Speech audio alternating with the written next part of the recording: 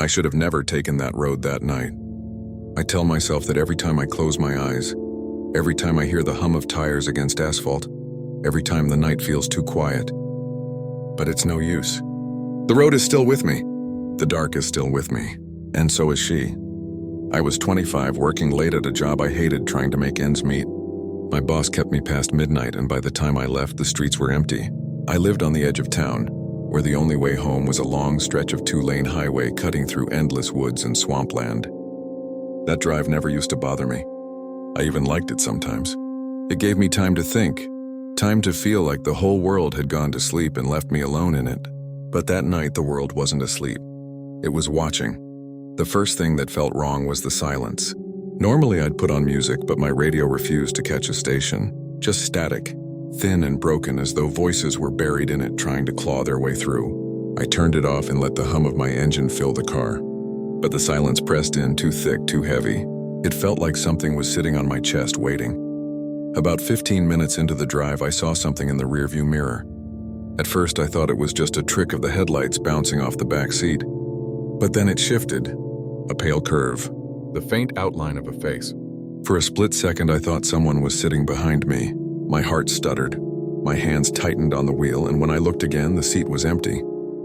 I told myself I was tired. My eyes were playing games. But I knew what I had seen, then I heard it. A breath. Soft. Wet. Coming from behind me. I spun around at a red light. The back seat was empty except for my jacket. No one there. But the air smelled damp, like wet leaves, like earth dug up after a rainstorm. I laughed to myself, shaky and thin, trying to dismiss it. "You're just tired," I whispered. "Just tired." But deep down, something in me knew the drive was no longer mine. The road stretched on, lined with black trees that bent over like claws. My headlights cut tunnels through the mist that seemed to rise from nowhere. The night felt heavier with every mile, like the dark itself was pressing in closer, smothering me. And then I saw her. She stood at the edge of the woods just beyond the guardrail, wearing a white dress that clung to her like it was wet. Her hair hung in strings over her face. She didn't move. She didn't step forward. She only turned her head slowly, following my car as I passed. My stomach dropped. My foot pressed harder on the gas. I wanted distance. I wanted her gone. But when I looked into the mirror again, she wasn't on the side of the road anymore. She was in the back seat. I nearly swerved off the road. Her reflection was there, pale and soaked. Her eyes black pits. Her mouth hanging open as though she had been screaming for hours and no sound would come out. I jerked my head around, but the seat was empty. When I looked back at the road, my hands shook on the wheel so badly I could barely keep straight. But the smell was there. Stronger now. The smell of a river, stagnant and cold. The smell of something that had been buried in water. I kept driving. What else could I do? The road bent, winding toward a bridge I knew too well. It was an old iron thing, rusted and narrow, spanning the river that cut through town. The locals said it was cursed. They told stories about a woman who had drowned there years ago, her car plunging off the edge one stormy night. Some said it was suicide. Others said her husband had forced her off the road. But one thing never changed in the telling. Her body was never found. I didn't want to drive that bridge, not with the smell of river water thick in my nose, not with her face burned into my mind. But the road gave me no choice. That's when she moved. The seat beside me creaked. My eyes slid to the passenger side and my chest locked. She was there, sitting next to me. Her dress clung to her thin body, dripping onto the floor mat. Her hair was wet, plastered to her face. Her skin was gray in the moonlight. She turned her head toward me with a snap too sharp, too wrong. And she smiled, not a smile of warmth, not even a smile of malice, just a wide, broken stretch of lips that had forgotten what it meant to be human. "Who are you?" I whispered, barely able to breathe. Her head tilted, water dripping from her chin. Her mouth opened. What came out wasn't words. It was a gurgle, a drowning sound, thick with bubbles and rot. My stomach turned, bile rising in my throat. She leaned closer, inches from my face, and the sound grew louder, like she was dragging me under with her. I stomped the gas pedal. The engine roared, the car lurched forward, the bridge rising up ahead. She didn't move. She just sat there, dripping, smiling, choking on invisible water, and then she spoke. "Stop." Her lips hadn't moved, but the word echoed in my head, sharp as a knife. I gripped the wheel tighter, refusing. "Stop." Louder now. A command. I shook my head, tears burning my eyes. No, leave me alone. Her scream tore through me. It wasn't just in the car, it was inside my skull, inside my bones. A scream that carried the sound of water flooding lungs, of someone dying again and again. The wheel jerked in my hands. The guardrail loomed too close. For one heartbeat, I was certain I was going into the river. I felt the cold rise up, reaching for me, but the car straightened. Somehow I kept it on the road. Somehow I made it across. When I dared to look, the seat was empty. Only water remained soaking into the leather. I told myself it was over. I told myself I had left her behind. But I knew she wasn't gone. The rest of the drive was a blur of darkness and silence. I didn't look at the mirror again. I didn't dare. When I finally pulled into my driveway, the clock on the dash read 3:07 a.m. But the drive should have only taken 45 minutes. Hours had gone missing. I sat in the car, shaking, staring at my front door. I told myself to get out, to go inside, to forget. But the passenger seat was wet. A puddle of river water seeped into the carpet. And faintly, beneath the sound of my own breathing, I could still hear it. A drowning gurgle. I ran inside, slammed the door, didn't look back. But here's the thing. That was 2 years ago, and she's still with me. Sometimes when I drive at night, I catch her in the mirror again. Pale face, black eyes, dripping dress. Sometimes I hear her sitting next to me, wet hair brushing my arm. Sometimes when I wake up, my sheets are damp with river water. And last week I found something in my car. A bracelet, rusted silver, thin, fragile, not mine. I threw it away. But the next morning, it was back, laying on the passenger seat, wet. She doesn't want to be left behind, and the worst part? I don't think she's waiting to take me to the river. I think she already did. Because sometimes when I look into the mirror, I don't see myself driving anymore. I see her hands on the wheel, and I'm sitting in the passenger seat, dripping, smiling, waiting for the next driver to take the road. I used to love driving at night. The stillness, the way the world emptied out. It felt like I was the last living person on earth, gliding through the silence. That peace, that solitude. It made the road feel endless, like a dream that belonged only to me. But one night changed all of that. One night ruined the road forever. It started simple. I had gone to visit a friend in the next town over. We stayed up too late, laughing, drinking cheap beer, telling stories about the old days. By the time I left, the clock was sliding toward 2 a.m. The highway was empty, the fog rolling in low across the pavement. I remember thinking it looked beautiful, almost like the road was floating on clouds. I had no idea the fog would become my prison. The first 20 minutes passed in silence. No cars, no lights but mine. The fog grew thicker, swallowing the trees on either side until I felt like I was drifting through nothing. My high beams only carved a small tunnel ahead. Beyond that, there was nothing, just pale mist and darkness pressing in close. Then I saw the headlights, far behind me at first. A pair of glowing orbs cutting through the fog, small, steady, following. I didn't think much of it. Another car on the highway, someone else trying to get home. I kept driving, but 10 minutes later the lights were still there. Same distance, same steady glow. I changed lanes. So did they. I slowed down a little. So did they. My skin prickled. My fingers tightened on the wheel. I told myself it was coincidence. I told myself not to be paranoid. But the longer it went on, the more impossible it was to ignore.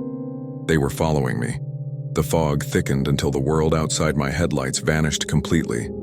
It was just me and those glowing orbs behind me, never closer, never farther. I tried to shake them. I pressed the gas, speeding into the fog. My engine roared. The speedometer climbed. For a moment I thought I had lost them. But when I glanced in the mirror, the headlights were still there. Perfectly steady. Perfectly matched to my speed. No car should have been able to follow that smoothly in fog this thick. No car should have been able to move like that. My chest tightened. My mouth went dry. I took the next exit without thinking, tires screeching on the ramp. My hands shook as I gripped the wheel, turning down a narrow back road lined with black trees. The headlights followed. No hesitation, no slowing. They turned when I turned, always the same distance. I pushed deeper into the back roads, taking turns at random, doubling back, weaving through streets I barely remembered. And still they followed. No matter what I did, no matter how sharp the turn, they never faltered. That's when I realized there was no sound. I couldn't hear an engine behind me. No tires on asphalt, just silence. Only my own car made noise, and still the lights followed. Panic clawed at my throat. I couldn't outrun them. I couldn't lose them, so I did the only thing left. I pulled over. The gravel crunched under my tires as I stopped by the side of the road. My heart hammered so hard I thought it would split my chest open. I killed the engine. Silence swallowed me. The headlights behind me stopped too. They hung in the fog, glowing, unmoving, waiting. I sat there for what felt like hours, staring into the mirror, waiting for the driver to get out, waiting for someone to step into view. But no one came. The lights just sat there, staring back. Finally, I couldn't take it anymore. I opened the door and stepped out. The night air was damp, cold, heavy with fog. I turned toward the lights, shielding my eyes. There was no car, just headlights. Floating in the mist, no hood, no grill, no tires, just lights, and then they blinked. Not like headlights turning off, not like bulbs flickering. They blinked, like eyes. I stumbled back, choking on my own breath. My legs screamed to run, but the fog pressed in too tight. The road vanished in every direction. The lights blinked again. And then they moved, not forward, not backward, closer, like something crawling through the mist. I dove back into my car, slammed the door, and twisted the key. The engine roared to life, but the lights were already at the edge of my bumper, flooding the car with white. My eyes burned. My skin crawled. I slammed the gas, tires spinning on gravel, the car lurching back onto the road. The lights followed. But now they were different. They didn't stay behind me. They slid alongside, matching my speed. No car, no sound, just two glowing orbs floating in the fog right outside my window.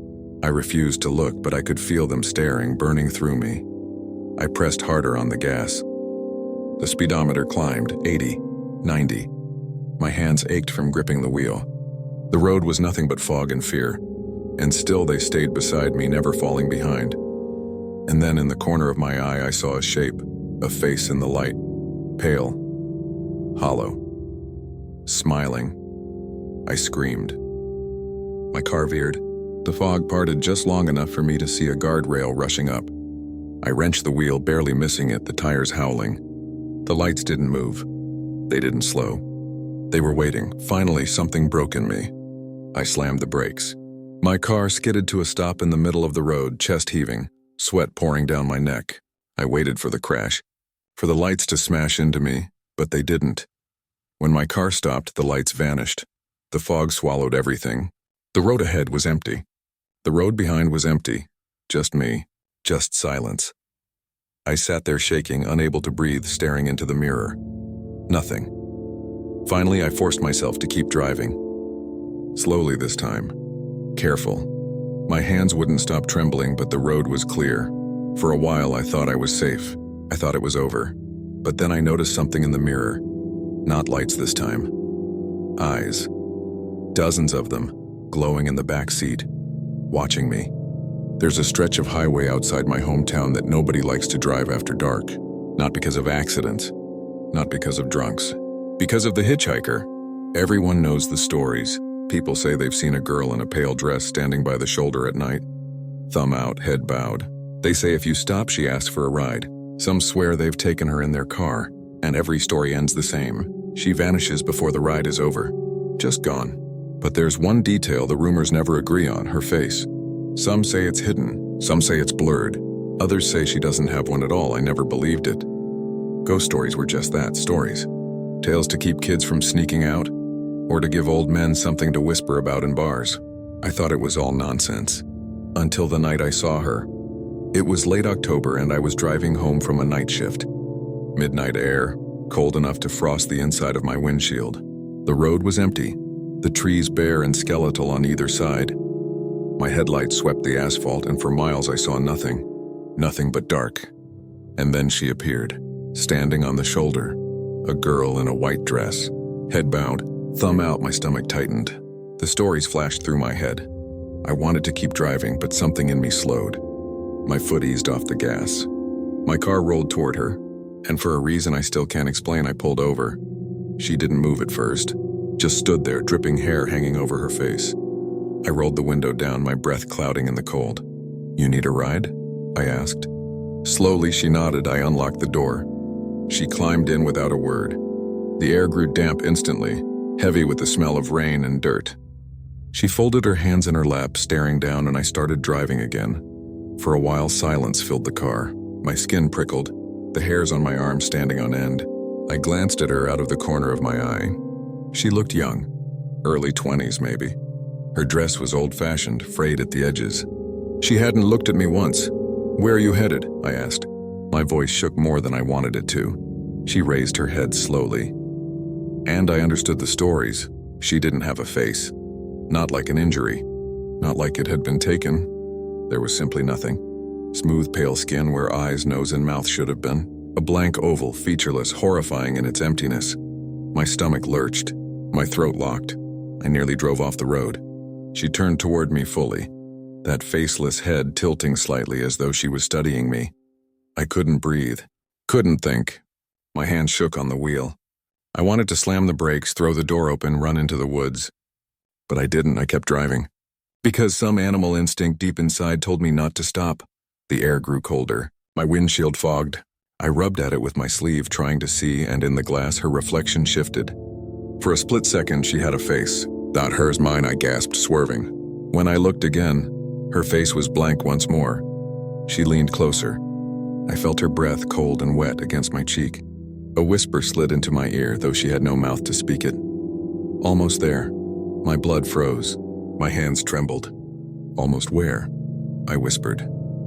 She didn't answer. The trees thinned, and the road opened into a bridge.